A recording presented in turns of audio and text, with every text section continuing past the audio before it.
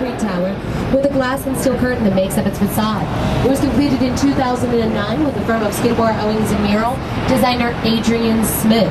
There are a series of setbacks as this tower rises. This helps with wind bracing. On the first setback, off of the hotel on the 16th floor is a restaurant known as 16.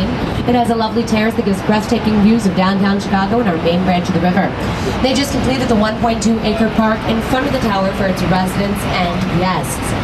Now that's going to be retail as well as restaurants a little bit later next year. Inside the building, 472 luxury condominiums and the hotels on the first 24 floors. I am so sorry to say, folks, Trump got the top penthouse at $10 million. But do not worry, there's still 4 penthouses left for sale. You still have time to check into them while you're in our city. They'll only set you back between $3 and $33 million, depending on that view. As we clear the bridge, we'll be in front of this simple black box building on the right. This is going to be 330 North Wabash, or the former IBM building. It was completed in 1971 by the architect Ludwig Mies van der Rohe. Van der Rohe is considered the father of modernism in architecture. This is an excellent example of modernistic architecture. Note the lack of ornamentation. We only have these dark I-beams that draw our eyes upwards. Now, this is because modernism has a less is more philosophy. Modernistic buildings are built for function rather than style. Now, Van der Rohe is an instructor. We're going to see work from a few of his students today. One of his students is coming up next. Bertrand Goldberg went in a very different direction. He had a more organic approach to his work. He believed that there were no right angles in nature, so there shouldn't be any within his architecture. Now, this organic approach will be evident in his Marina City. They're often called their corn cobs of the Midwest. The 2 reinforced concrete towers, completed in 1964 and 1967, were the first residential buildings along our river. City within a city concept, which means at one time these towers had 896 apartments, office space, retail space, grocery store, dry cleaning, movie theater, bowling alley, restaurant, and marina, all available to its residents. Fun to think about the towers, like tree houses, with the trunks being the elevator shafts or the core, and the apartments are leaf, circular, pedal-shaped, falling off the central core. See how they back their cars into their parking spaces? That's to avoid getting stuck in acceleration and winding up in our river. Now, if you're able to do so, as we clear the bridge, you want to look slightly behind us and to the right. Off of Marina City, you're going to see what was once the movie theater and now the House of Blues in Chicago. Behind you and to the right, off of Marina City, what was once their movie theater and now the House of Blues in Chicago. 2 buildings immediately to our right, constructed in the same year, 1987. Tan building, dark glass. Weston River North, originally Hotel Nikko for Japan Airlines. Blue glass building with the steel I-beams is our American Bar Association. Now, this building is a contemporary interpretation of 330 North Wabash. Instead of black, silver I-beams and a blue-green glass paying homage to the color of our river. Bruce Graham designed this building. He worked on the former Sears Tower and our Hancock.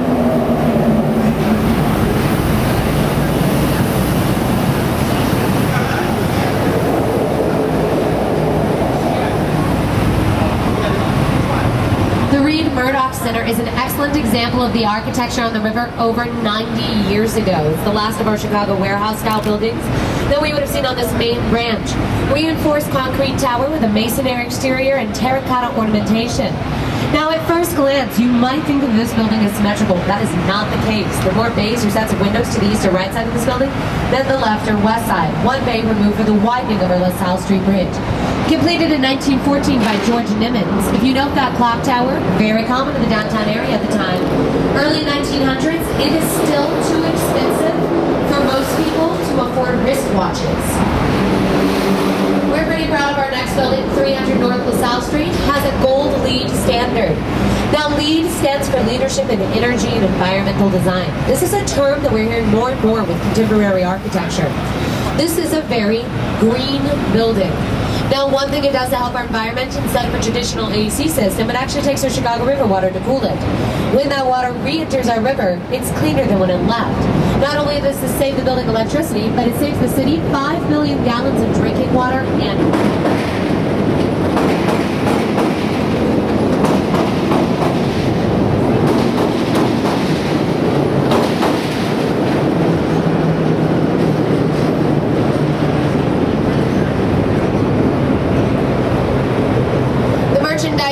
Is the world's largest LEED rated building. Now, the art Deco-style building was completed in 1931 to consolidate 14 major wholesale warehouses of our Marshall Field Company. Now, this is the largest building in the world at the time for interior space until the completion of the Pentagon. It sits on 2 city blocks, 5 acres, has over 8 miles of corridor, 4.25 million square feet in space, and is so large that until 2 summers ago, the building had required its own zip code. Kennedy family purchased the building after the Depression on back taxes. Now, at the time, they paid roughly $13 million. Held on to it, sold it in 1998 for a small profit at $634 million. Oh. Now, you would think a building large enough to require its own zip code for a majority of its history would have about as much space as it could eat. Not the case. 1970s, we constructed an extension next door. By Skidmore, Owings & Merrill, it is now home to our Chicago Sun-Times, but originally this building was the Apparel Mart, an apparel showroom for the Merchandise Mart. Now, originally this building to our right had no windows. This is because it's believed that apparel is better to be viewed under artificial light rather than natural light. The new tenants moved in, and of course they wanted some sun coming through those halls, so they added the windows. Unfortunately, it did not do a lot to help our poor building. The American Institute of Architects still voted it one of the dreariest along our Chicago River.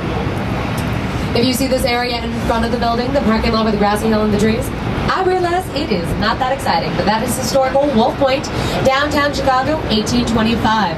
That is where the Saginaw Hotel stood and where we decided the name for the city. Chicago, a Native American term meaning 2 things: strong and powerful, which we love, and wild smelly onions, which we just ignore. Now, we are entering our north branch of the Chicago River. If you're able to do so, as we turn into the bend of the branch of the river, focus your attention to the front left of our boat. When I need you to look back to the right, I'll be sure to let you know. To the front and left of us, we're coming into view of an unusually narrow building. This is our Residences of Riverbend. It was completed in 2002 by DeStefano and Partners, unusually narrow to accommodate this bend to the north branch of our river.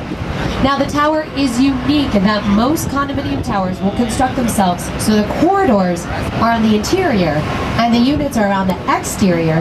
This building put all of its corridors to the western side of the building. Now, what this does is it leaves every unit with a breathtaking eastern view of our skyline in this main branch of the river. Now, the tower is so narrow that they could not fit a traditional parking garage or ramp in there. So if you own a car, you drive it up, hand your keys to an attendant, who then puts it in an elevator and parks it for you. Next door, the Fulton House is coming into view. Originally, this pink building was completed in 1908 as the North American Cold Storage Warehouse, designed by Frank D. Abbott. At this time, the walls are actually lined with frozen horsehair and cork for insulation. 1982, a gentleman by the name of Harry Weiss revamps it into loft-style condominiums. Now, Weiss was a sailor as well as an architect. The majority of his work embraces strong nautical themes, so we understand why he was drawn to the building with the porthole windows at the top and the starfish along the side that show reinforcement beams throughout the building. Weiss let the Fulton House thaw out for a year before removing 500 truckloads of that horsehair and cork from inside the walls. Weiss also gave us our Chicago River cottages. They're a series of 4 cottages that were completed in 1988. Again, note the very strong emphasis on triangles. These are reflective of masts on the sailboats and more porthole windows, continuing those nautical themes that he had such an affinity for. Every one of the townhomes has their own private docking slip, elevator, and private parking. It is difficult for us to assess the value of the river cottages because the original owners have never technically put them on the market. Pulling your attention to the right-hand side, we've come into view of the East Bank Club. The Sports Health and Fitness Club was completed in 1979 by Ezra Gordon and Jack M. Levin and Associates. Now, in the 1970s, our river was still densely polluted, so this building was constructed with its back facing west, our turning on our river. Now, as we've taken efforts to clean up the river, you can tell they've drawn a little more attention to the side of the building with landscaping and a walkway added.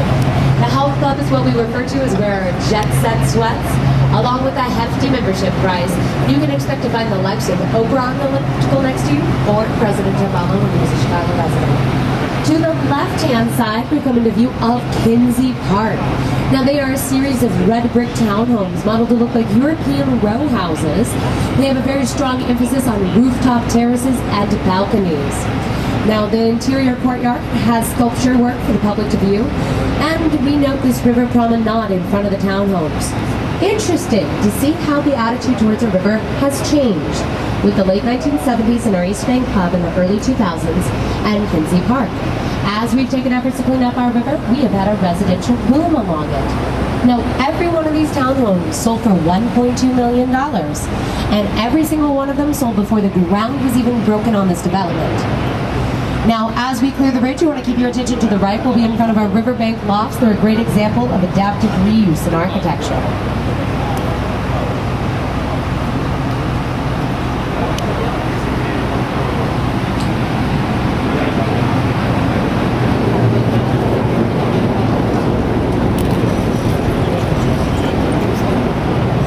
Adaptive reuse refers to when our river was heavily industrialized and all this industry picked up and moved away. The sound structural buildings that they left behind became amazing residential spaces. Originally in 1909, this building was a printing house company. Designed by George Nimmons, the architect who gave us the Reed Murdoch Center, the asymmetrical building on the main branch. Now, it is home to a soft loft space. Now, a soft loft space is something that Chicago has a little bit of a love affair with. It refers to a completely open living area. There's nothing that separates your living room, your dining room, or your kitchen. The reason why it's so common residentially is the freedom it allows its residents to lay out their floor plans how they see accordingly. Keeping your attention on the right-hand side of the boat, in a few moments we're going to come into view of two pale condominium towers. They don't have a great deal of steel cross bracing on them. At first glance, they'll look like twins, but they're really more like sisters because they're slightly different. We're looking at Erie and Kinsbury on the park. Now, the towers were completed in 2002 by Lucien Lagrange and Associates, and they're done in what we refer to as severe European style. Now, this is what accounts for all those extreme steel cross bracing and the setback terraces visible on all sides. Originally, plans called for 3 towers, but the city nixed the third one in favor of buying up the space it would have stood on and adding this park in front of it. The A. Montgomery Ward Park, in honor of Aaron Montgomery Ward, who started the Montgomery Ward Catalog Company. To the front and right of our boat, in the skyline, you'll find a blue glass building that has concrete columns on either side of it. That's the Montgomery. Now, the Montgomery was completed in 1974 and designed by the architect Minoru Yamasaki. Yamasaki is the same gentleman who gave us the World Trade Centers in New York. This building is very different than a number of his other designs. For the corporate headquarters, Yamasaki wanted to embrace Montgomery Ward's philosophy. Ward did not like the idea of there being a physical way to show priority or preference among his employees. So when Yamasaki designed this building, he opted not to have any corner offices. This way, no one feels more privileged than their fellow worker based on that working space. Now, Montgomery Ward catalog is very similar to Sears in Chicago's history. It was actually our first mail order catalog to leave the city. It started in the 1870s. By the early 1900s, circulation of this catalog was up to 3 million nationwide. Every catalog weighing up to 4 pounds. Now, the catalog itself was in production over 100 years. Until the 1980s, where they discontinued the catalog, and in the early 1990s, Montgomery Ward actually declared bankruptcy. Aaron Montgomery Ward himself had a great deal to do with the way we view our city today. One afternoon, he was in his office and he happened to look out over the lakefront and saw that it was riddled with construction and debris. He turns to his lawyer and says, "Please go do something about that." It launches a 20-year lawsuit from Montgomery Ward against the city of Chicago, fighting to keep our lakefront unencumbered by construction and buildings. Now, the lawsuit was settled in 1910 and is one of the main reasons why we have our Grant Park area today. But it was so monumental that before it was even settled in 1910, the idea of a free and open lakefront space available to our public was being incorporated into the city plan of 1909. Now, this area was mainly dedicated to Montgomery Ward. The tan building with the black balconies, that was the original office building for Montgomery Ward before the Montgomery was completed in the 1970s. It is now home to condominiums. Now, we're going to go under our Chicago Avenue Bridge, and when we do so, we'll be coming into view on the right-hand side of the Domain.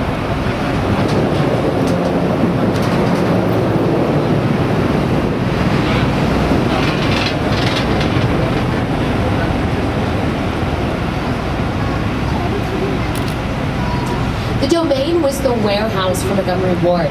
The building is done in what we refer to as prairie architecture. Prairie architecture was coined and developed by the architect Frank Lloyd Wright. It can be identified by this extreme emphasis that you see on the horizontal lines, which are reflective of our Midwestern landscape. Now, this building is so massive that when Montgomery Ward's employees filled catalog orders here, they needed roller skates to get from one end of the building to the next in time. 2003, Papa George and Hames redid this building in the condominiums, and they found over 300 pairs of roller skates in various closets throughout the entire building. Now, as we're starting to make this turn, you're going to see where there is a fork in the north branch of our river. To the right-hand side, you're going to see where our Ogden Canal extends north, and the north branch of our river extends northwest in the direction that we are turning at the moment. Now, in between the two bodies of water, we are coming into view of an industrial park. It's going to have a metal fence, and you're going to see that there's some Greyhound buses parked up there on the right-hand side. We are looking at Goose Island. Now, Goose Island is a man-made island. It came about with the start of our city in the 1830s. It's this industrial park immediately to our right, the metal fence literally right to our right. That is Goose Island. Now, it came about with our first mayor, Mayor Ogden. He dredged the Ogden Canal off the north branch of our river. Now, the north branch is what is extending immediately to our right under the bridge, and the Ogden Canal extends behind us and to our left. Now, he was tearing up clay from our river for brickyards around the city and created this little man-made chunk of land. It received the name Goose Island because of the Irish immigrants who migrated north and set up residency there, raising their geese flocks. Until the 1970s, we had up to 3 families still residing out on Goose Island. By 1985, only 1 house and family remained. And by the early 1990s, it was vacant and converted into what we see today, an industrial park home to Greyhound as well as Kendall College. Many people know the name Goose Island from a brewery out of Chicago. Goose Island beer is distributed nationwide. One of our more popular beers is 312. That is our area code, folks. It is not 312. That's why whenever you're in our bar, the tap's always in the shape of a phone. Now, if you have any questions about Goose Island or the best place to sample some of the beers or where to take a tour of the brewery, please do not hesitate to ask after the tour. I'd love to help you out in any way I can. Now, as we continue to make our way south along this north branch of the river, we're going to be clearing our Chicago Avenue Bridge. Keep your attention on the right. We're coming into view of this beautiful red brick building. I am kidding, folks. This building is not pretty at all. This is our Chicago Tribune Freedom Center. It is admittedly not that impressive on the outside, but what it holds inside it is pretty phenomenal. This is where the Tribune prints its paper. Inside this building are 10 Metroliner Goss presses. Now, every press is actually so heavy that they require their own foundation into the bedrock of our river. Each of these 10 presses is capable of cranking out 70,000 copies of the paper per hour, which makes this building an asset to the Tribune when we have major events in our city, like the election of President Obama while he was residing in our Grant Park area, or in June when our Blackhawks won the Stanley Cup for the first time in 49 years. Trust me, all 10 presses were working at once. Now, the Freedom Center is conveniently located on both riverways and railways. This makes access to shipping our paper nationwide far more available to the Tribune. Now, the Tribune does have a sense of humor. They took a poll of the ugliest buildings along our Chicago River, and their Freedom Center wound up in the top 10. So as we've started to make our way south along this north branch of the river, we are passing by a number of buildings we've already discussed today. So I did want to take this opportunity to talk a little bit about some Chicago history with you folks. Now, this is a great opportunity to get up and stretch your legs if you need to. Go downstairs, make friends with Meryl at the bar. She has bottles of water, soft drinks, and snacks available. Sometimes when you ask her nicely, she makes you a cup of coffee, hot tea, or even hot chocolate.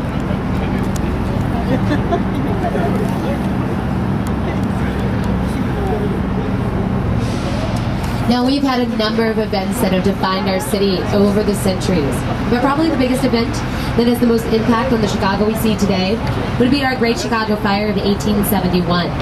No one knows exactly how our fire got started. Somehow Mrs. O'Leary's cow always gets the brunt of it all by being blamed for knocking over that lantern in her barn. But do not worry, folks, that cow was exonerated. Our American Bar Association, they held a mock trial for her. They cleared the poor cow's name because no one could prove it was technically her fault. For whatever reason, the fire started. Devastating when it hit our Chicago area. Everything we've seen today and everything we will see would have been completely wiped out. Now, this is going to be from Museum Campus, Roosevelt Road, all the way north to Fullerton Avenue in the Lincoln Park area, from Homestead to the lake. Now, our fire was so destructive, largely due to the conditions leading up to it. August and September before our fire in October, we had only received roughly a half-inch of rain. Now, most of Chicago is constructed out of cast iron and oil. This means our buildings for wood, bridges for wood, or sidewalks for wood. And the very dry conditions following the construction of our city and winds that were fanning this fire 25 miles an hour allowed it to burn for a solid day. We had hoped that our Chicago River would stop this fire, but it was so polluted at the time, the fire was able to literally jump our river and continue into downtown. 100,000 people were left homeless. Now that was a third of our population at the time. 16,000 businesses destroyed and 250 people had lost their lives. But we are not a city that takes things lying down. 1 week later, we had temporary structures all around our city. We had cleared this rubble and debris and we pushed it out to the lake. Now that extended our coastline. Where we started the tour today at the Michigan Avenue dock, that used to be where we greeted Lake Michigan. Everything that is east of where we started our tour today is actually landfill left over from our Great Chicago Fire. Now 19 years later, we're bigger, we're better, we're proud of our city. We've learned from our mistakes. We were putting steel in our architecture. In 1884, William Jimmy LeBaron's home insurance building rose a full 10 stories with a steel frame. Quite the accomplishment when you put it next to the 5-story cast iron and wood structures before a fire. We were proud of our city. We wanted the country and the world to take note, so we put our bid in for the World Columbian Exposition. Highly sought after World's Fair, based on a World's Fair in Paris, where the Eiffel Tower had been revealed, giving the city of Paris and the tower both international recognition. So everyone wanted to host it. New York, Philadelphia, Baltimore, Boston, Chicago, we all sent our best politicians. Well, Chicago politicians lobbied long and hard. They lobbied so much that a New York Times reporter said, "Do not trust the Chicago politicians. They're nothing but a bunch of windbags blowing hot air out of the Windy City." That is how we got our nickname, the Windy City. We're lucky that they lobbied so much because we received this exposition. It opened May 1st, 1893 in the Jackson Park area. 2 major architectural firms in the city, Sullivan and Adler, and Burnham and Root. Now, Sullivan and Adler's, many people recognize that name. That's where Frank Lloyd Wright got his start. Burnham and Root were actually given permission of our exposition. 3 years, they and their team erected 250 buildings. Only one was intended to stay. The Palace of Fine Arts is now the Museum of Science and Industry in Jackson Park. All of the buildings had a whitewash, giving them the nickname the White City. Incorporating a Beaux-Arts style, common of the late 1800s, it was derived from a school in Paris at the time. We got a lot of things from the exposition. Gypsy Group Golf Mansion was everything you need to make pancakes in a box. We got Cracker Jacks. We got the first hamburger, the first vertical file. Pabst Beer premiered here. That is where it won its blue ribbon and was later renamed Pabst Blue Ribbon. We had a couple of interesting things on display. A suspension bridge made out of soap, life-size mounted horse made out of prunes, U.S. map constructed out of pickles. And our centerpiece. Our answer to the Eiffel Tower was the world's very first Ferris wheel. Now, if you've seen the Ferris wheel in Navy Pier, do not worry if you haven't. We will loop around there towards the end of the tour. The one on Navy Pier rises roughly 150 feet. Now, that is half the size of the original Ferris wheel. The first Ferris wheel rose 300 feet. Took 22 minutes for one rotation. One ride, 2 rotations. Every car holding up to 60 people.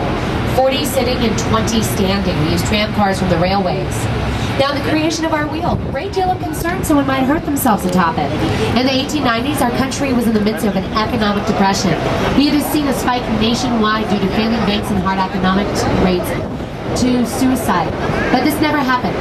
Ferris went to a lot of difficulty to ensure that you couldn't get out of the car while the wheel was in motion. One gentleman did realize his fear of heights too late. As the wheel got higher and higher and higher, he realized more and more and more that he had no desire to be on it. He flew into a panic. Now, he did not shake the wheel itself, but he did significant damage to the metal in the car. Numerous people tried to restrain him, but no one was successful. Now, he started to calm down slightly as that wheel began to lower, but unfortunately for that man, that wheel made 2 rotations before coming to a complete stop. So as it rose a second time, he flew into another panic, this one more intensive, battling than the first, until no one was able to restrain him, until finally one lady had just had enough. She said this was it. She was not going to stand for it a second more, so she stepped up to the plate, ripped off her skirt, wrapped it around his head, set him on the floor of the car, and talked to him to the end of the ride. Now, that offered quite a thrill to anyone in the car with her, because in 1893, you gentlemen did not see anything more than a lady's ankles. Because of the success of our exposition, that chief architect, Daniel Burnham, was commissioned for our city plan. This is what's called the Burnham Plan of 1909. It's our blueprint to the Chicago today. Over 100 years later, we've only realized roughly 98% of this blueprint. Now, he extended a highway system outside of our city. He realigned our business district. His desire to beautify cities nationwide is what inspired so many architects to flock to Chicago trying out their styles and designs. leaving our second city after the fire, Outdoor Museum of Architecture. So, as we've entered our south branch, I want to pull your attention to the right as we pick up with more architecture. This area to your right-hand side is known as the West Loop area. Majority of the buildings that we'll view today from the West Loop are constructed over the airway rights. What this refers to is when a railroad's constructed, the railroad can lease the air or the immediate space above it. So majority of these buildings have tracks that go to the Ogilvy and Union Station running immediately under the buildings. As you can imagine, to have ongoing train traffic under your building, you have to do a few different things on the architecture. Coming into view is 100 North Riverside Plaza, or the Boeing Corporation. It was completed in 1990 by Perkins and Will. Now the north part of this building rises 36 stories, and it has a traditional foundation into the bedrock of our river. Whereas this south part of this building is only 13 stories. Now the southwest corner is suspended above switching tracks of these railways. So since we could not have a foundation going in the bedrock where we needed switching tracks, they have caissons that go down in the bedrock on the east side of the 13 stories. Now they go up over to the northwest corner, creating a skeletal frame. On that frame are 5 support trusses. We cannot see them here, but as we clear this bridge, if you're able to, look up and over your right-hand shoulder. On top of these 13 stories behind us, you're going to see this trapezoid figure with X bracing. Now this is one of those 5 support trusses atop the skeletal frame. What these trusses allow happen is for this section of the building to actually be suspended above the ground. If you were walking by it, you could literally run your hand flat like this under those 13 stories. Immediately to our right, to North Riverside Plaza. Completed in 1929, it was celebrated throughout the nation for the Art Deco styling. Art Deco refers to buildings that have setbacks in the facade and a strong emphasis on vertical lines. You really see it coming into popularity in the late 1920s and the early 1930s in architecture. As we clear the bridge, if you look just behind you, North Riverside, we're going to find this curvy blue glass skyscraper coming into view. That's our City Core building. Now the City Core building was completed in 1987 by Murphy and Young. It was designed to look like a cascading waterfall. Ironically enough, most opinions, people felt it looked a little more like a cash register. Now, if you look immediately to our right, we can see a local metro train backing into the Union Station area. All of these buildings in the West Loop are completely sound structurally. We barely hear, feel, or notice this ongoing train traffic underneath the building throughout the day. The buildings themselves are constructed, so these walls are able to ventilate the fumes and exhaust emitted from the trains and then release them through vents and roof. So as you work within our West Loop area, you are not as disrupted by them.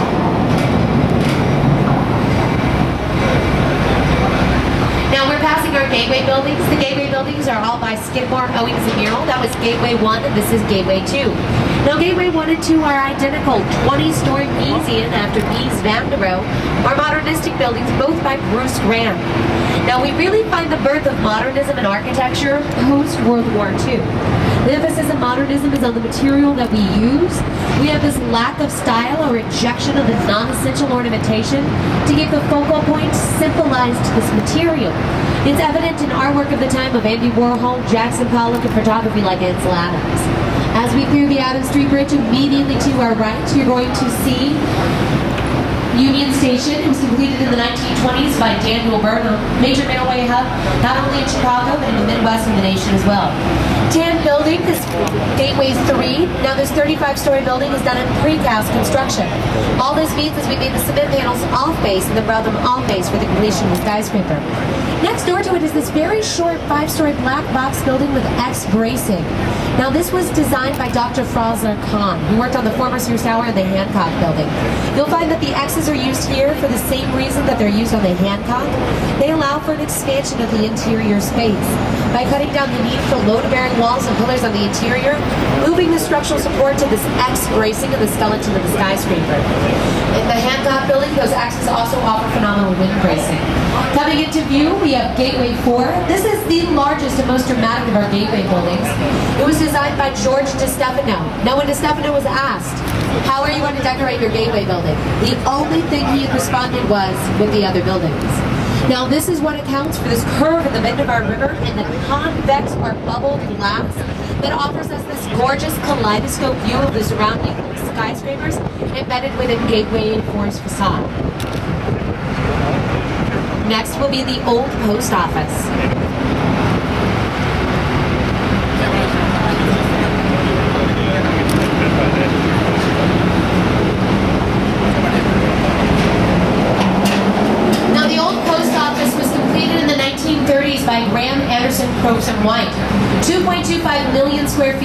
space made this the largest post office in the world, marking Chicago as a sales catalog supercenter with JCPenney, Sears, and Montgomery Ward all leaving our city.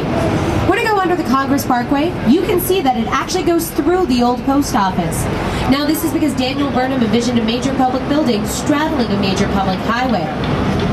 Now that building itself has been empty for over a decade. It was auctioned off for the first time last summer, opening bid at $300,000. It went all the way up to $40 million, but they renegotiated for $20 million because there's about $5 million of asbestos removal still left in the building.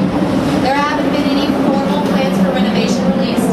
There are talks of the North Tower being condominiums, the South Tower retail, and maybe a hotel in between the two. But it's all speculation at the moment. Now, some of you may have seen this building. If anyone is familiar with the Dark Knight movie, the last Batman movie was filmed in Chicago. Now, the old coastal facility was both our Gotham police station as well as the Gotham Bank.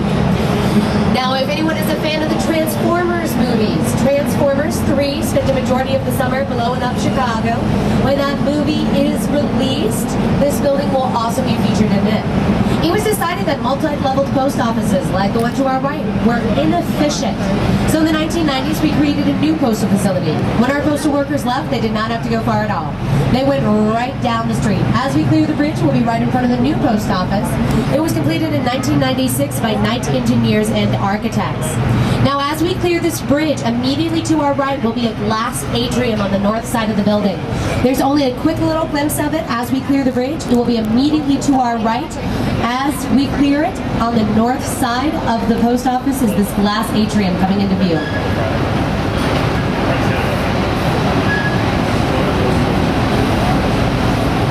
Now, this glass atrium was added by the architects to help bring the severity of this building's design. They also had this amazing idea that they could lease it out for major events.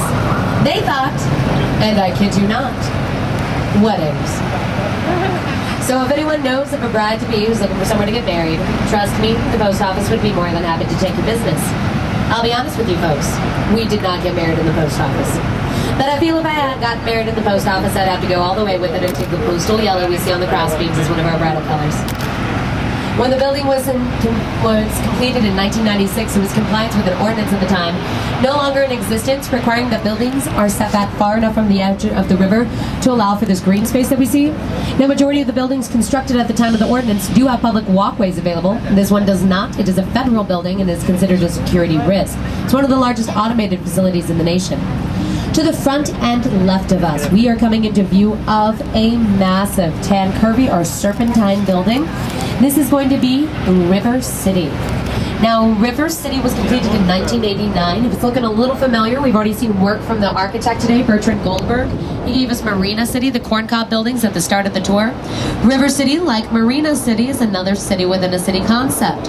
So River City, just like Marina City, has a marina for its residents, a 1-acre climate-controlled park, a gym, and a number of other small assessments. Now, this is all because Bertrand Goldberg was opposed to decentralization and suburbanization. He felt the American city was dying because everyone was leaving it and moving out to suburbia.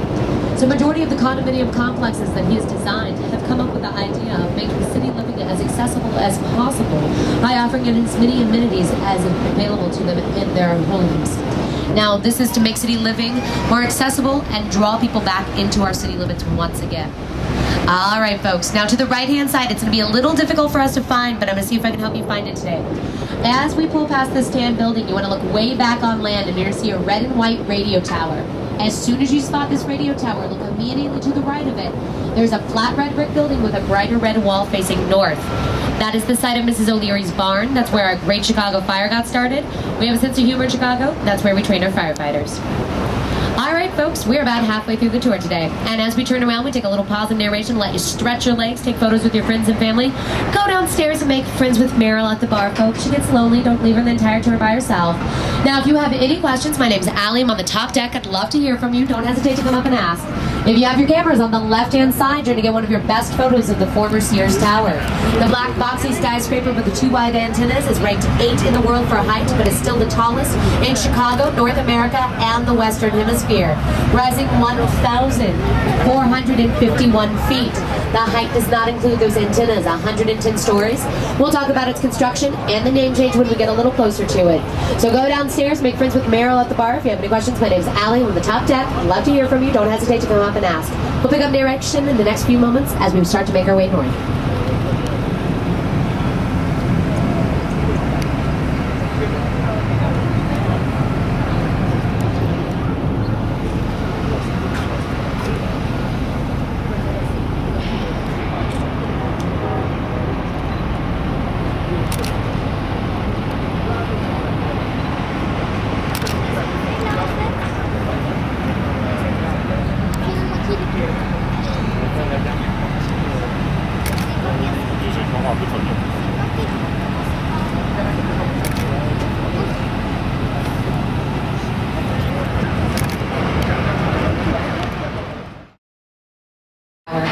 Pull your attention 3 or 4 buildings to the right in the skyline. You'll find a short tan building with a little silver statue on it. So if you're looking at the former Sears Tower, pull your attention about 3 or 4 buildings to the right, tan building, little silver statue on top of it. This is the Board of Trade. When that building was completed in 1930 by Halliburton Root, 45 stories made it the world's tallest building for a quarter of a century. That is Ceres, the Roman goddess of harvest grain up there. She stands looking out over the financial district, and the poor lady cannot see very well because she has no face. The artist thought, well, hey, she's going on the world's tallest building. No one's ever going to see it. Why even bother? As we clear Congress, we'll be talking about the pink skyscraper in front of the former Sears Tower. Tallest building in the world to be known only by the actress.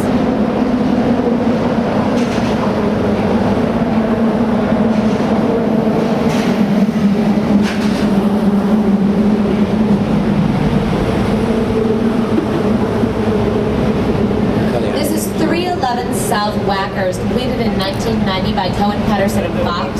There are 5 glass towers atop this skyscraper. They're illuminated in the evenings by 1,400 fluorescent lights. It really makes the building pop on our skyline. Colloquially often called the White Castle building. Now those 5 towers are based off the same design the designer gave his fiancée for her engagement ring. And behind it, that black boxy skyscraper with the 2 big white antennas is our former Sears Tower. I have been calling it the former Sears because it got a new name last summer. The Willis Insurance Agency has moved in. They are currently renting the largest percentage equity business or corporation in this building at 3%. When they negotiated the rental lease, they negotiated the name change. Last July, we said goodbye to Sears and hello to the Willis Tower. Completed in 1974, Skidmore, Owings & Merrill, designer Bruce Graham and Dr. Frosler Kahn is the engineer. Winds at that altitude reach over 200 miles per hour. That is hurricane force. So to avoid any structural damage under the high velocity winds, we had to employ something known as tubular construction. What this refers to is when we bundle together 9 74-foot boxes at the base of the skyscraper.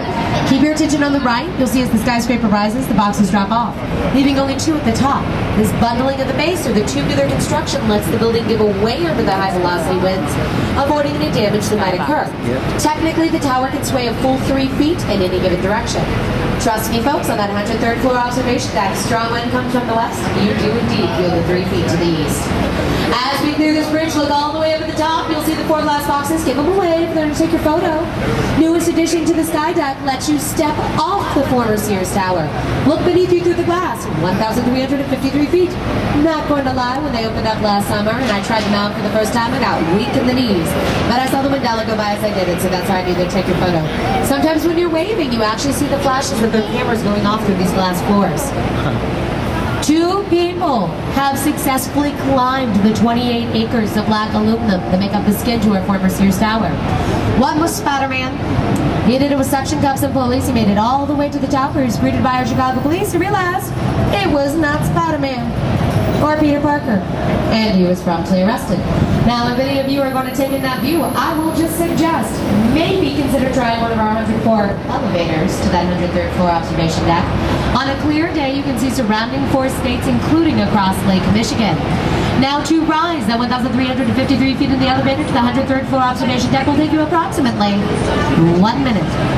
If you were considering visiting our former Sears Tower while you're in this fair city of Chicago, it is suggested that you A, go right at the start of the day when this building first opens, it's around 9:30 in the morning, or B, anytime after 3:30, 4 o'clock in the afternoon. People find lines are a little shorter around these times of the day.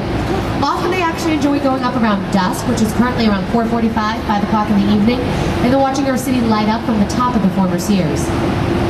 Keeping your attention on the right, we're coming into view of the former Mercantile Exchange, or the Merc as we call it for short in the city. The building was completed in the 1980s by Fujikawa M. Johnson. To accommodate a small plot of land, these architects had to cantilever or put a portion of the towers over the 11-story Central Pavilion. Originally the trading floor for the Mercantile, they did merge with their Board of Trade last summer. Now the towers were constructed at two different times, 1983 and 1987. The second tower was only constructed when the first one had completely been leased out. Note the corners of the towers. They're what we refer to as serrated corners. Beauty of a serrated corner is you are allotted four corner offices for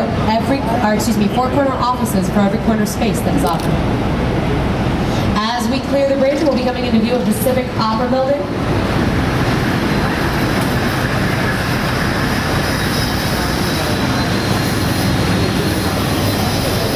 The Civic Opera Building was completed in 1929 by Graham Anderson Probson White.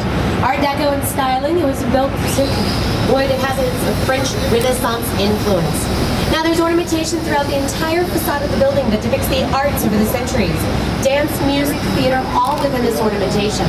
We see a little of it today on the western side of this building with the dramatic masks under the windows. Now the building was funded by a gentleman named Samuel Insull. Insull hailed from New York and made his living in utilities. Well, while he was in New York, he had a mistress who really wanted to be an opera singer at the Met. And as it turns out, the Met really did not want her.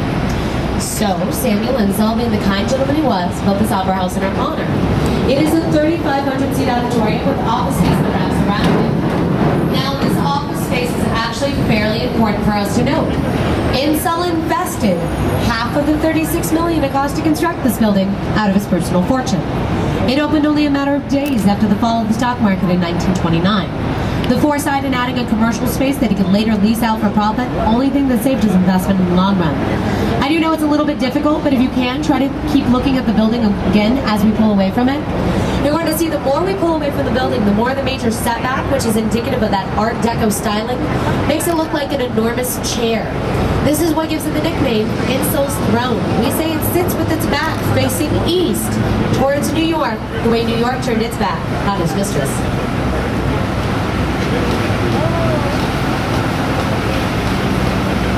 To the front and right of us, we're coming up on a red brick building with a lot of green ivy. Coming into view is the Great Lakes Building. It was completed in 1912 by Hullabird and Roche. At that time, first building in our city to sit back far enough from the edge of our river to allow for a green space. Now the building stands on the site of where a temporary structure known as the Wigwam once stood. It was at the Wigwam in 1860 that Abraham Lincoln was nominated to run for presidency. Now we're going to clear this bridge, and immediately when we do so, we're going to find that there are three buildings right in a row, all by the same architectural firm, Cohen, Pedersen, and Fox. It is actually very rare to have three buildings in a row, unintentionally, by the same firm. So as we clear the bridge, the very first one will be 191 North Wacker. It's a dark glass building right behind the Great Lakes Building. Next is 333 West Wacker. It's the dramatically curved green glass building with the marble and stone base. And then on the other side of our Franklin Street Bridge is 225 West Wacker. All three by the firm of Cohen, Pedersen, and Fox. Holding your attention to 333, the dramatically curved green glass building with the marble and stone base. This building is postmodernistic in its style, and it was inspired by a Perrier bottle. It's a beautiful example of what we call contextualism in architecture. What contextualism means is we adapt the building to the atmosphere instead of altering the atmosphere for the building. So it is a 360-degree curvature with the bend of our river. But when you go up on land, the rest of this building fits our strict grid pattern for Chicago streets. At the base, you're going to find these silver medallions. Now the medallions are replicated again in the neighbor, 225, because 225 was designed to complement 333. Is anyone here familiar with Ferris Bueller's Day Off? All right. So So if you know that major parade scene where he's going down the street to twist and shout and his dad looks from his office, that's his dad's office building. That's cool. As we pass the Franklin Street Bridge, we'll be right in front of 225. Now you're going to find this medallion is replicated again immediately at the base of the building. There'll be a flag coming out of it. As soon as you find this flag and medallion, look right above it to the central panels and windows. They're going to have uninterrupted sets of rivets running to the top of the building. Now these rivets pay homage to the two bridges the building lies in between. At the very top connecting the towers, we have a little miniature bridge. Now this pays homage to all of the bridges in and around the area. There are over 80 bridges in and around our area, 56 on our Chicago River. 32 of the 56 are bascule trunnion, which means they're able to open and close. 4 of the bascule trunnion bridges are double-decked. 2 of the double-decked, including the one we're about to go underneath, are capable of supporting the elevated train, or the L for short. Now all of these bridges are in working order. We see them open and close on as-need basis, but they will open and close on a routine basis Wednesday and Saturday mornings in the spring and fall. Are going to and from Lake Michigan. Now this is purely out of curiosity, folks, but just for sake, are most of you from out of town today? Show of hands. All right, welcome to our city. The best piece of advice I can give you, if you're driving in Chicago and you do not know your way around, you want to do whatever you can to avoid the double-deck roadway on the right. Wacker Drive. It's part of our city plan. Chances are you're going to recognize the lower level from chasings and movies like The Blues Brothers, Batman Begins, and The Dark Knight. But if you're not familiar with this roadway, it is slightly confusing. Because technically we do have an upper Wacker Drive, a lower Wacker Drive, a lower Wacker Drive, a north Wacker Drive, a south Wacker Drive, an east Wacker Drive, a west Wacker Drive, and to make things far more entertaining for you, traffic will exit on both sides of the road. Next is going to come into view our LaSalle Wacker building, which is aptly named for the location on LaSalle and Wacker. You'll see the H shape that is utilized here. That is because it's one of the very first buildings in our city to use setbacks due to a 1920s ordinance was passed by Chicago requiring them. Setbacks were required for density issues, allowing light and ventilation for the streets and the buildings themselves. Under construction next door was going to be the Shangri-La Hotel. Unfortunately, the project has lost its funding, so it cannot be completed. 77 West Wacker is coming into view next. The former R.R. Dunkley building is now home to United, designed by the Spanish architect Ricardo Lofield. This is a beautiful example of postmodernism in architecture. Now, postmodernism is a reaction against modernism. It combines a variety of styles together without singling out a particular one. So this architect has merged the classical stone, modern glass, and adorned the top of this building with a Greek-styled pediment, which is why it's such a beautiful example of postmodernistic architecture. 55 West Wacker right next door is indicative of the brutalist style. Very common in the 1960s for the cost-effectiveness of material. Concrete building. As we clear the bridge, we're coming into view of a column design. There'll be silver mullions running up the facade. This is going to be the Leo Burnett building, constructed in 1989 by Kevin Roche and John Dinkeloo, 2 Irish architects.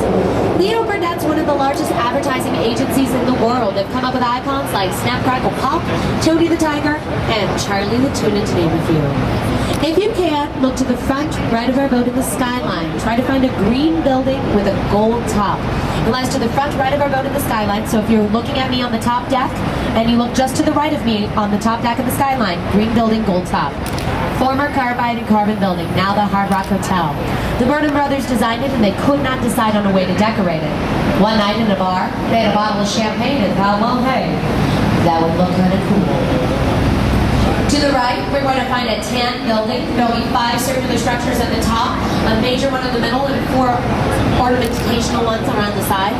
This is our former jeweler's building with a terracotta exterior. It's modeled after a 15th century Italian monastery. Now that main circular structure you see in the middle, that's called a belvedere. That belvedere once housed a speakeasy frequented by Al Capone, known as the Stratosphere. Now, immediately to our right, that wall that you see, that's the 2nd largest Vietnam Veterans Memorial in the nation. As we clear the bridge, you're going to see the skinniest example of a skyscraper in Chicago. The thin white skyscraper is Mather Tower, completed in 1928. Now the octagonal tower at the top, that used to rise a full 18 stories. In the early 2000s, however, it was declared structurally unsafe. So what they ended up doing was taking that ornate tip of it off, which is called a cupola, removing 4 stories to the tower before they put the cupola back on again. Next door stands Crane Communications. Now that building stands on the site of where Fort Dearborn once stood, really where our city got its start. After America purchased the Northwestern Territory, we erected Fort Dearborn in 1803. It was standing until the War of 1812 and was abandoned and burned down. Later rebuilt and reopened in 1817. Then it stayed open 20 years. 1837 is when we were incorporated into a city.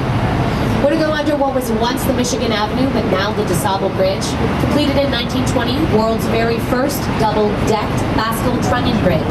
Designed by Edward Bennett as part of our city plan. Bascule Trunnion bridges can open and close. This one can technically open and close in under a minute.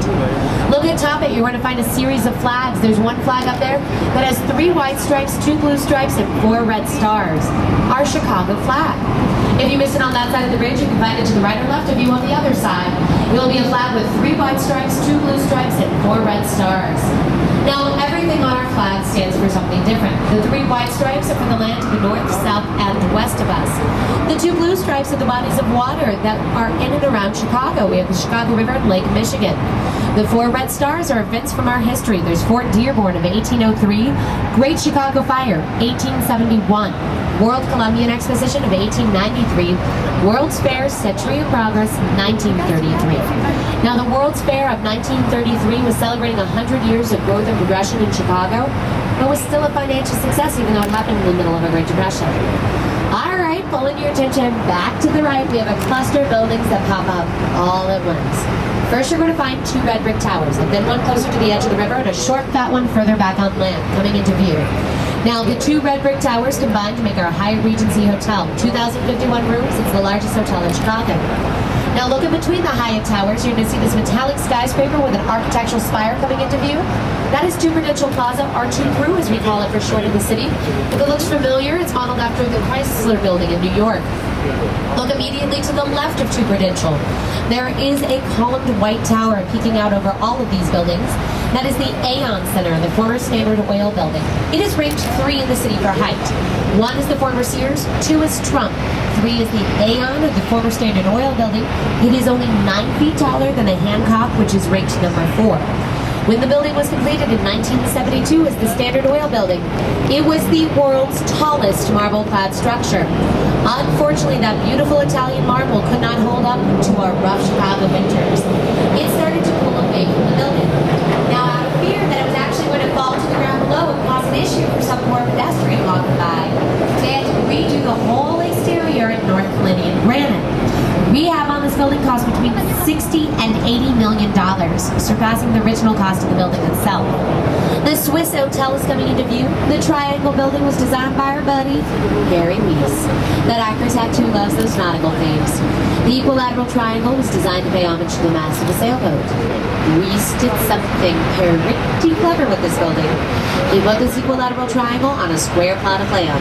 Now, why this is so ingenious on Weiss's part is it makes it virtually impossible for anyone to build too close to this hotel, obstructing any of its views. If you look just behind it, a blue glass building that looks like it has a square poked out in the middle on it is coming into view. Now, this is the Blue Cross Blue Shield building. It's a blue glass building. It looks like there's a square poked out in the middle on either side. Now, it was completed in 1996, but was the first building in our city to set aside permission to later have an addition that would be built upwards. The addition was completed last summer. You stand where you see those squares. I apologize, because I do understand how cumbersome this is. But if you're able to do so, as we pull away from the Swiss Hotel, try to look at a building coming into view right behind it. It will have alternating blue panels of glass and balconies that extend 3 to 12 feet off of the building. Because of the way the colors of glass alternate and the balconies undulate or ripple around the building, it creates the image of water trickling down. That is why this building is named the Aqua. 82 stories makes it the tallest building to have ever been designed by a female architect. Her name is Jean Gang, and she has her own firm in Chicago. It's a residential building, one of the best residential design in the world for 2009. It's part of the development to our right, Lakeshore East. Originally, this was a 9-hole golf course. The area is now home to 4,900 new residences in downtown. Currently, we are on our Chicago River. And over 100 years ago, the direction that we're traveling at the moment used to be the way our river flowed. Our river used to flow northeast into Lake Michigan, which is and was at the time the main source of drinking water. Unfortunately, mid-1800s, our river is densely polluted. We have a great deal of industry on all three branches. Runoff from the Union Stockyards in our South Branch was so bad it caused an area creek to bubble, giving it the nickname Bubbly Creek. Now there are pictures of chickens literally walking on Bubbly Creek at this time because of how dense this water was. So if you're thinking about it, all this waste and runoff is going right into our river, which is headed northeast into Lake Michigan, where we're getting our drinking water. We are experiencing a few problems, namely disease. People are dying at epidemic rates by the hundreds and thousands of typhoid fever and cholera. So we know we need to do something about it. We figure, hey, if our river does not flow northeast into the lake, but south and away from it, our problem should be solved. So we reversed our river. We currently have the only river in the world to successfully be reversed by man, continuing to flow backwards. So how do you go about reversing a river? Well, in 1892, we began work on something known as our sanitary and ship canal. What this does is it connects the south branch of our river to the Des Plaines River. We made the mouth of our canal a little bit wider than the mouth of our river. We then dredged this canal 15 feet deeper than the floor of our river. So January 2nd, 1900, when we opened the canal, gravity takes force and pulls our river south, rerouting it so it no longer goes northeast into the lake, but it now goes through our sanitary ship canal to the Des Plaines, Illinois, the Mississippi, and down to the Gulf of Mexico. We in Chicago are thrilled. Our waste doesn't bother us. It is now St. Louis's problem, folks. Oh no, we don't feel so bad for St. Louis. They just bottled it up and sold it back to us as Budweiser. We never said anything to them. Surrounding states, not so happy with Chicago. They're like, hey, what's up, Chi-Town? Believe it or not, Chicago, you folks are not the only ones that use that lake as your main source of drinking water. Way to go, geniuses. You just reversed your little river, and now Lake Michigan is flowing freely into the Gulf of Mexico. Thanks a lot, Chicago. Not only are you going to drain this lake, but you are definitely taking more than your fair share. So they band together with Canada, and they sue us. We spent a number of years in court until we finally come up with a compromise. That compromise was our Chicago Harbor Lock, completed in 1937 by the Army Corps of Engineers. The purpose of our lock is to control the amount of water we actually allow exit from Lake Michigan into the river. The lock is gravity operated, which means it's very similar to the Panama Canal. Now, all that means is we dredge it so the river sits just below Lake Michigan. When you pull into the chamber, gates closed to the river, open to the lake. This allows water to come into the chamber and for us to rise to the same level as the lake. When we reverse the process, gates closed to the lake, open to the river, allow water to exit into the river, and we lower to the same level. By letting the lake out and little hiccups, it keeps us from doing any major damage to the water level of Lake Michigan. Typically, it's open 365 days a year, but to our right, you'll see that it is closed for the winter as they are replacing our lock gates. It will open mid to late spring next year. To the right as we're turning, I'm sure a few of you who already noticed, Navy Pier. Navy Pier's had a series of metamorphoses. Originally municipal pier, 1918, commercial, freight, and passenger traffic. World War II, Navy moves in, that's where they train their pilots. 1 day of classroom training, a pilot was expected to take off of that pier. As you can imagine, not everyone's successful their first time out. There are a few planes at the bottom of our lake. From 1946 to 1965, it's the University of Illinois at Navy Pier.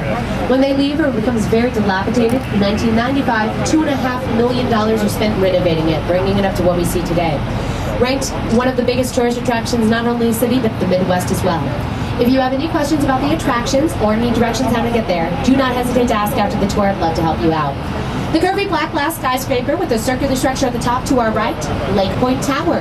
Completed in 1968 by two more students of Ludwig Mies van der Rohe, George Schippert, and John Heinrich.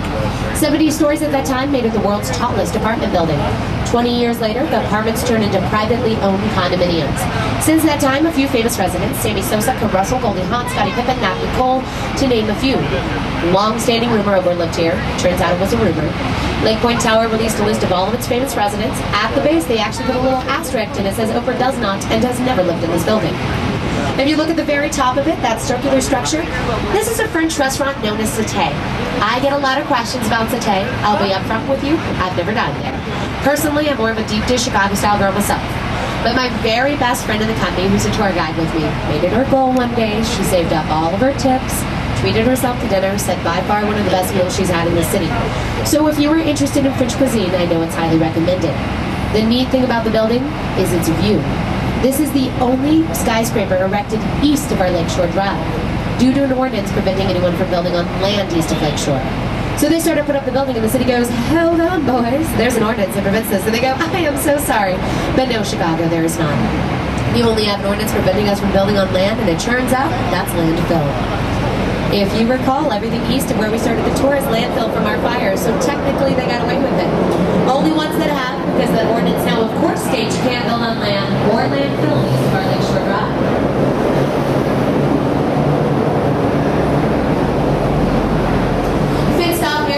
Our right was going to be the site of a proposed Chicago Spire designed by Santiago Calatrava. Had this building been completed next summer, as it was due to be, it would have risen 2,000 feet, making it the world's tallest residential building. If you're having trouble envisioning 2,000 feet, try to remember, or even look at Lake Point Tower. If you doubled Lake Point Tower, and then you tripled it, you would be just underneath where the spire would have risen. Unfortunately, it lost its funding, so it cannot be completed, and we're very sad to see it go, but I'm sure we're not nearly as disappointed as Ty Warner, the Beanie Baby tycoon who dropped $40 million on that penthouse. To our right, we have two condominium towers, Riverview 1 and 2, completed in 2001 and 2005 by the Stefano Partners. They have 16 townhomes lining the base and a river promenade enhancing our river walk. Now, we had talked about this residential boom along our Chicago River. Our main branch isn't any different. These townhomes that you see will set you back anywhere $4 to $8 million. If you have $60,000, you're in luck. You can afford a parking space. Coming into view, we're going to find the Nicholas J. Malaya Centennial Fountain. Now, the fountain was completed in 1989 to celebrate the reversal of our river, or 100 years of clean water. All for the cold weather this year. As we pass it, I want to point out this triangle right in front of the fountain. This is our water cannon.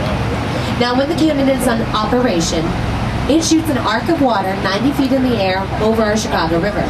It is designed that we can actually travel underneath this arc of water by boat on the river without getting wet. The entire idea of this fountain is to be able to enjoy the beauty of water while on it and under it at the same time. It does not work. You get very wet when you go into this fountain. It goes off every hour on the hour for 10 minutes, except 3 and 4 in the afternoons when our traffic is at its heaviest. So, we try to avoid it during our tours. The Sheraton Hotel to our right is one of the 5 largest hotels in Chicago, designed to look like a cruise ship. It has a blue-green glass paying homage to the color of our river. The river has a blue-green tint due to a plain bottom. The building has a ballroom in it the size of a standard American football field without any pillars or obstructions in the middle. Theoretically, we could get the Bears in there, play a full game. All of us stand around the edge, have a racking view because nothing will get in our way. On the other side of the bridge, you'll see this tan building coming into view with the dark glass, NBC Tower. Art Deco in the style, once again, this strong emphasis on the vertical lines and the setbacks within the facade. Modernistic influence because of the lack of ornamentation. You're going to see these black panels under the windows when we're right in front of the building. These are called spandrels. They're very common in the Art Deco style. They offer an emphasis to that vertical line. The building was modeled after the RCA Tower, the centerpiece to Rockefeller Center in New York. Now, as we pull past it, way back on land, you're going to get your only glimpse of our Hancock building. It will be a black skyscraper, X-bracing, 2 wide antennas. Completed in 1969, 1,127 feet, makes it number 4 in our city for height. Coming into view way back on land. If you're considering going to the observatory on the Hancock, a lot of times it's fun to check out the Signature Room Art Lounge. Restaurant and bar right above the observatory. For a price of a beer or cocktail, you get the exact same view of the surrounding 4 states. Short little tan building with a jutted green glass out of the south end is our University of Chicago Leisure Center. The architect Dirk Lohan received a great deal of scrutiny for the lack of windows on the western side of the building. When asked about it, all he responded was, students should be inside studying, not looking out the windows and daydreaming. The Fidelity Investment or Equitable Building sits on the site of where Jean-Baptiste Poitou-Savos for a trading post would have been. He was Haitian and considered the father of Chicago, our first non-Native American resident. As we pull past it, Tribune Tower coming into view back on land, neo-Gothic in style, winner of a contest for the world's most beautiful office building. The base of Tribune has pieces of rock embedded from all around the world. Berlin Wall, the Alamo, the Great Wall of China, even a piece of moon rock. And where we started our tour today, the Wrigley Building, Beaux-Arts in style. It pays homage to our white city. 6 different shades of white terracotta tile get lighter as the building rises upwards, leaving it with an open and breathy feeling. Now we all know Wrigley as the gentleman who sold us the gum, but originally, the gentleman who sold us the soap. As it turns out, no one liked Wrigley soap, so we put gum in there as an incentive. Everyone loved Wrigley gum, they still really hated Wrigley soap. Finally got the picture, tossed the soap, kept the gum, and we know the rest is history.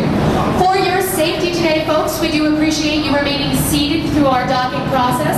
If you're on the lower level, we ask that you stand back and away from our railing and through completely for your safety and theirs. My name's Allie. As you disembark today, I'll be at the top of the stairs. If there's anything additional you wish to offer, you'd like to ask a question, I'd love to hear from you, so don't hesitate. Can you all give a big round of applause to our crew? They worked so hard to get so little notice here. Today we have our fantastic Captain Rob, our amazing senior deckhand of Katie, our lovely crew of Mike, and of course Meryl.